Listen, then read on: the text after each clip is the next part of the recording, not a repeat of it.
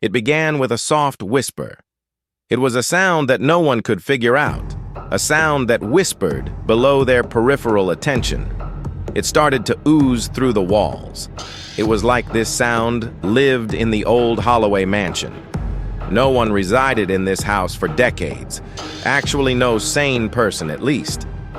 After James and Emily shifted in, they were of the opinion that they had found the ideal house.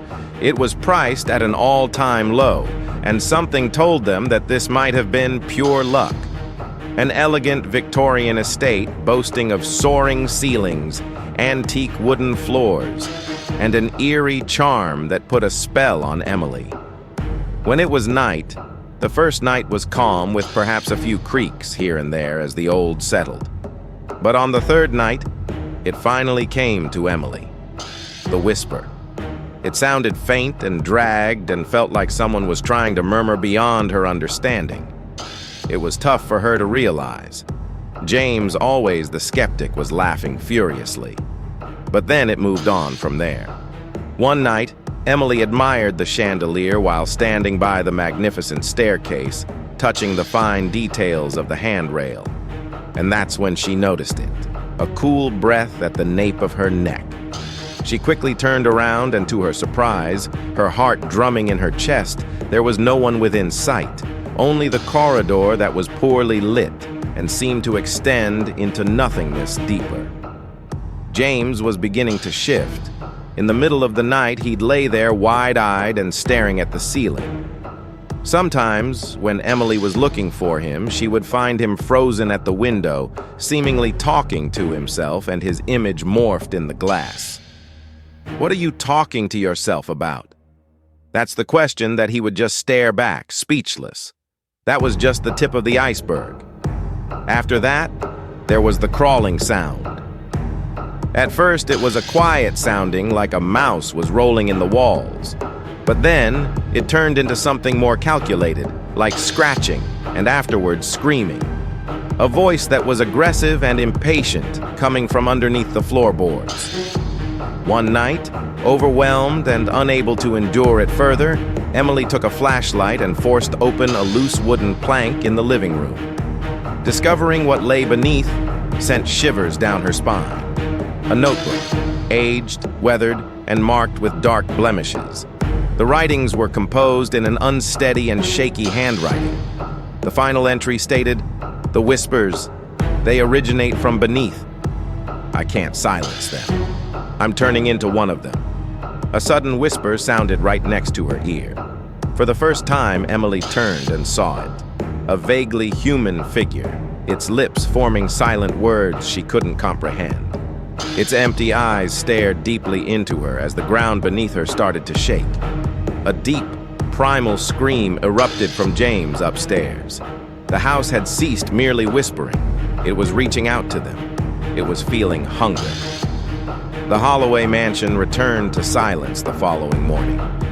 The sole indication of life was the murmur of the wind slipping through the shattered windows, bringing with it the faint echoes of voices. Voices that had no reason to exist. That night, Emily couldn't sleep. She lay awake, gripping the edge of the blanket, staring into the darkness. Every shadow seemed to move. Every creak in the house felt deliberate. She could hear James breathing heavily beside her. But something felt wrong. Then she heard it again, this time closer, right outside their bedroom door. A soft, shuffling sound, as though bare feet were dragging across the wooden floor. Her breath caught in her throat. James stirred beside her. "Did you hear that?" she whispered. He didn't respond. Instead, he slowly sat up, his back rigid. Emily turned to look at him, and in the faint moonlight filtering through the window, she saw his face. His eyes were wide open, but they were wrong. Empty, dark, as if something had hollowed him out. His lips moved, whispering something she couldn't understand. Then the door creaked open. Emily's breath turned to ice. A figure stood in the doorway, its face obscured by darkness. But she could feel its presence, heavy, suffocating, watching her.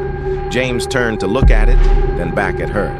His voice, when he finally spoke, was barely a whisper. "They're here."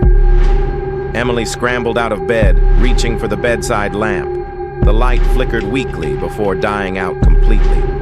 The whispering grew louder, filling the room, pressing against her skull like invisible fingers.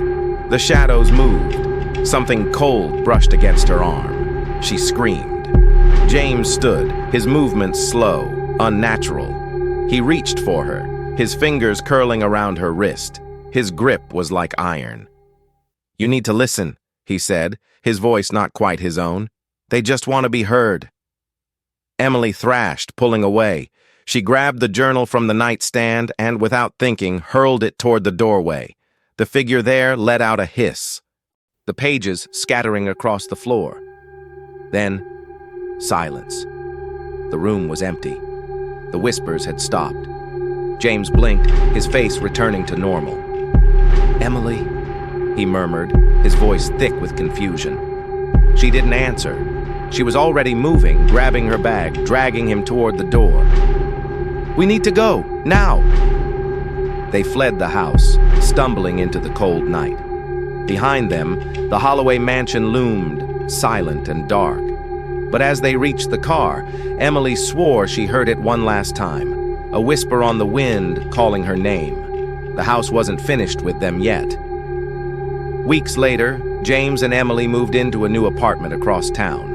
The Holloway mansion was behind them, or so they thought.